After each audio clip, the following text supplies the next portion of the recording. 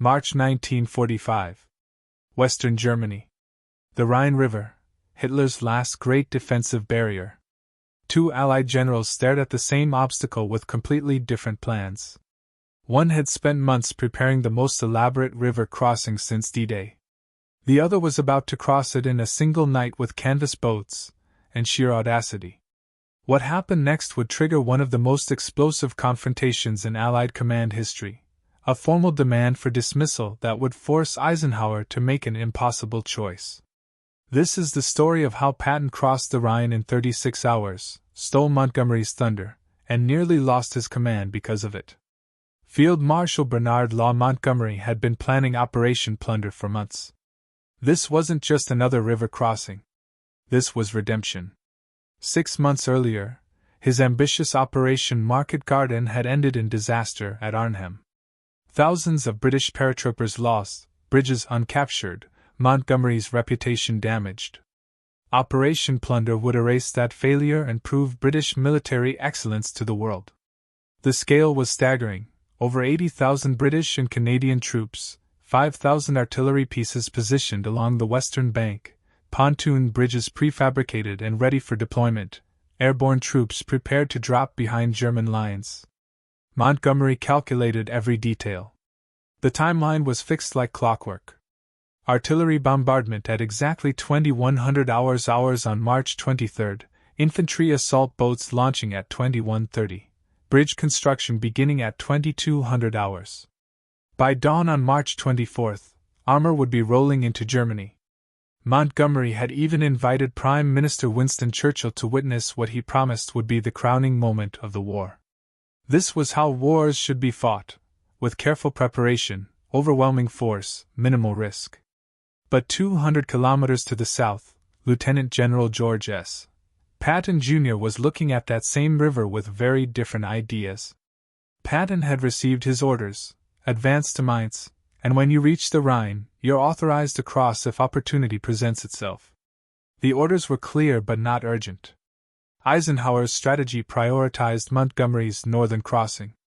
Resources were concentrated to support Operation Plunder. Third Army's crossing was secondary, something to execute after Montgomery succeeded. Patton understood the strategic logic. He also hated it. The rivalry between Patton and Montgomery was deep and personal. They'd clashed in Sicily, in France, throughout the European campaign. Montgomery represented everything Patton despised: caution, rigid planning, obsession with set-piece battles. And Montgomery's attitude toward American forces infuriated Patton. Montgomery frequently implied British forces were more professional, better disciplined, more militarily sophisticated. That American successes came from overwhelming resources, not tactical skill. That generals like Patton were cowboys, brave perhaps, but lacking military sophistication. Patton intended to prove Montgomery wrong in the most public way possible. On March 22, the moment arrived. Third Army reconnaissance reported that German defenses near Oppenheim were weak, lightly defended. German forces had concentrated further north, expecting Montgomery's crossing. Patton made his decision immediately. Third Army would cross at Oppenheim. Not in days or weeks. Tonight. March 22, 1945. His staff raised immediate concerns. This violated standard doctrine. Adequate reconnaissance hadn't been conducted, artillery support wasn't properly positioned. If they encountered strong resistance, casualties could be catastrophic. Patton dismissed every concern. The Germans were weak and disorganized. Speed was more important than preparation. Surprise was more valuable than firepower. At 22:30 hours on March 22, elements of the 5th Infantry Division began crossing the Rhine at Oppenheim in canvas assault boats, each carrying approximately 12 soldiers, paddling quietly across the dark river. German positions on the eastern bank were silent. No searchlights, no machine gun fire, no artillery. The Germans were completely surprised. By dawn on March 23, Third Army had a solid bridgehead on the eastern bank. Engineers were already constructing pontoon bridges, armor was preparing to cross, and casualties were remarkably light, fewer than 34 soldiers killed or wounded. Patton had done it. He'd crossed the Rhine ahead of schedule, with minimal preparation, at negligible cost. Now he just needed to make sure the world knew about it, preferably before Montgomery's elaborate operation even began. By mid-morning on March 23, 2 regiments were across the Rhine. The bridgehead was approximately 5 kilometers deep and expanding. Patton called Bradley at 12th Army Group headquarters, his tone deliberately casual, as if reporting routine operations rather than a historic achievement. Bradley's reaction was stunned surprise. He hadn't authorized a crossing at Oppenheim. Patton explained that opportunity had presented itself. Waiting for formal authorization would have allowed the Germans to reinforce. So he'd acted on his own initiative. Bradley was caught between irritation at Patton's insubordination and admiration for the results. Third Army had accomplished in one night what conventional planning suggested would take weeks. But Patton wasn't satisfied with simply informing Bradley. By evening, he called again, this time urgent and emphatic. He demanded that Bradley release news of the crossing to the press immediately. Patton wanted the world to know that Third Army had crossed the Rhine before Montgomery's Operation Plunder even began. Montgomery had been preparing for months. The operation was scheduled to begin that very night. He'd invited Churchill. Newspapers were prepared to cover it as the decisive breakthrough. And Patton wanted to steal Montgomery's thunder completely. Bradley understood exactly what Patton was doing. It was petty, competitive, politically motivated. But he also understood Patton was right about the strategic significance. Bradley authorized release of the news to the press, timed deliberately so American newspapers would carry the story before British newspapers reported on Operation Plunder. The news reached Montgomery at 11:20 hours on March 23, just 13 hours before Operation Plunder was scheduled to begin. Montgomery's immediate reaction, recorded by multiple witnesses, was cold and dismissive. He characterized it as very American, impulsive, hasty, lacking proper planning. Then he stated that Operation Plunder would proceed as scheduled and would demonstrate the difference between crossing a river and conducting a proper military operation. But beneath his professional dismissiveness was genuine fury. Months of preparation, thousands of tons of supplies, the promise made to Churchill, all of it overshadowed by an American general with canvas boats and audacity. Over the next 48 hours, the contrast became devastating. Operation Plunder proceeded exactly as planned, executed with precision and professionalism, but it was expensive. The preparatory bombardment consumed thousands of tons of ammunition, the airborne drops resulted in significant casualties. The river crossing itself caused over 500 casualties. Meanwhile, Third Army's bridgehead at Oppenheim continued expanding rapidly. By March 25, 2 entire divisions were across, advancing eastward with minimal resistance, total casualties under 100. The numbers told a stark story. Montgomery's crossing involved 80,000 troops, 5,000 artillery pieces, massive air support, months of preparation, over 500 casualties. Patton's crossing involved 1 division initially, minimal artillery, no air support, virtually no preparation, under 100 casualties. Newspaper coverage reflected this contrast. American newspapers celebrated Third Army's spectacular achievement. British newspapers covered Operation Plunder but couldn't ignore that Americans had crossed first. Churchill, who had traveled to Germany specifically to witness Montgomery's operation, found himself discussing Patton's crossing as much as Plunder. Then came the final insult. 2 days after establishing the bridgehead, Patton personally crossed the Rhine on one of the pontoon bridges. Halfway across, he stopped, walked to the edge, and urinated into the Rhine. When asked about his action, Patton reportedly stated he'd been waiting a long time to literally piss on Germany's last defensive barrier. It was vintage Patton, crude, theatrical, designed for maximum symbolic impact. Montgomery found it vulgar and unprofessional. American soldiers loved it. The story became legend. By March 26, Montgomery had made his decision. He composed a formal message to Eisenhower with precision. The core argument was simple. Patton had launched a major river crossing without authorization from Supreme Headquarters. This wasn't a minor deviation, It was a fundamental violation of the principle that operations must be coordinated through proper command channels. Montgomery's message emphasized this wasn't about success or failure. The Rhine crossing at Oppenheim had succeeded, he acknowledged that clearly, but success didn't retroactively justify insubordination. Military discipline required consequences for violations of orders, regardless of outcomes. Montgomery argued Patton's behavior was part of a pattern. Throughout the European campaign, in Sicily, France, now Germany, Patton had repeatedly pushed boundaries, interpreted orders creatively, prioritized personal glory over coordinated operations.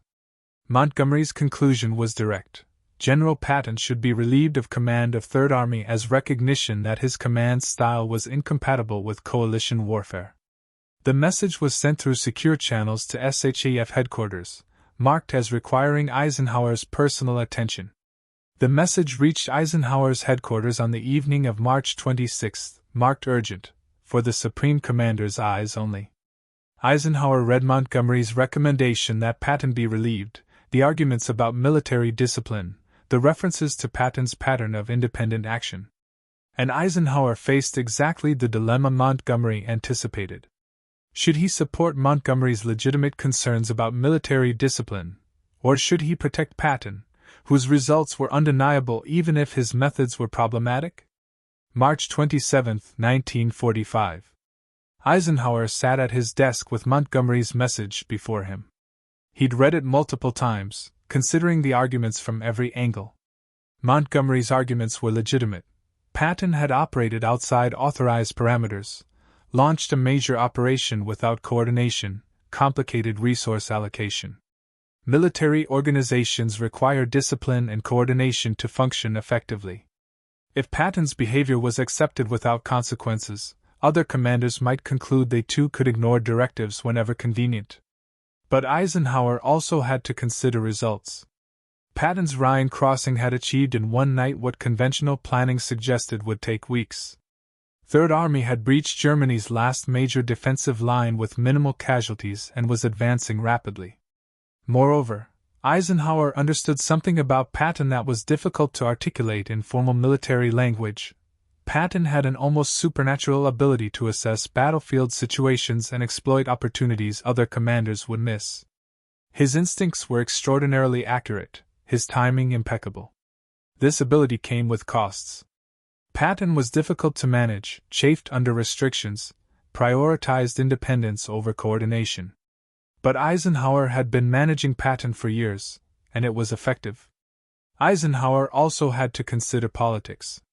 Patton was enormously popular with American soldiers and the public, seen as the epitome of aggressive American military spirit. Relieving him would create a firestorm in the United States. American newspapers would portray it as British jealousy, as Montgomery eliminating a rival. Conversely, refusing Montgomery's recommendation would strain Allied relations. Montgomery would see it as favoritism toward American commanders, as undermining his authority. There was no decision that would avoid negative consequences. Eisenhower had to choose which consequences he was willing to accept. He drafted his response carefully. The message acknowledged Montgomery's concerns about coordination and discipline, recognized Patton's Rhine crossing hadn't followed approved procedures, accepted that better communication would have been preferable. But the message also made clear that Eisenhower would not relieve Patton of command. The reasons were both military and practical. Militarily, Third Army's performance had been exceptional throughout the campaign. Practically, the war was entering its final phase, German forces were collapsing, and rapid exploitation was the priority. This was exactly the kind of situation where Patton's strengths were most valuable. Eisenhower emphasized he would address coordination issues with Patton directly, that future operations would require better communication, but removing Patton from command wasn't warranted given his performance and the current strategic situation. The response was diplomatic but firm. Eisenhower was supporting Patton despite the violations Montgomery identified. The message was transmitted to Montgomery's headquarters on March 28. Montgomery's reaction was predictably negative. He saw it as prioritizing American interests over military discipline, as failing to enforce the standards coalition warfare required. But he also recognized he'd lost the argument. Eisenhower had made his decision. Further protests would only create friction. Montgomery accepted it professionally, though his frustration intensified. Meanwhile, Patton was informed of Montgomery's recommendation and Eisenhower's response. His reaction mixed satisfaction and resentment. When he learned Eisenhower had allocated more supplies to Montgomery than Third Army, he'd reportedly muttered that Eisenhower was the best general the British had. It was a cruel joke, but it reflected Patton's frustration. The Rhine crossing left a lasting legacy in military history, the definitive example of the contrast between Montgomery's methodical approach and Patton's audacious style. The numbers were stark. Montgomery, 80,000 troops, months of preparation, over 500 casualties. Patton, 1 division, no preparation, under 100 casualties. But both approaches had value. Eisenhower's genius was recognizing these differences and using both commanders effectively. He didn't punish Patton for insubordination because Patton's insubordination had produced valuable results, but he also communicated that better coordination was expected. He balanced discipline with pragmatism. The Rhine crossing controversy ended not with clear resolution, but with practical acceptance. Montgomery believed Patton should have been relieved. Patton believed Montgomery was jealous and obsolete. Eisenhower believed both had value and managed them accordingly.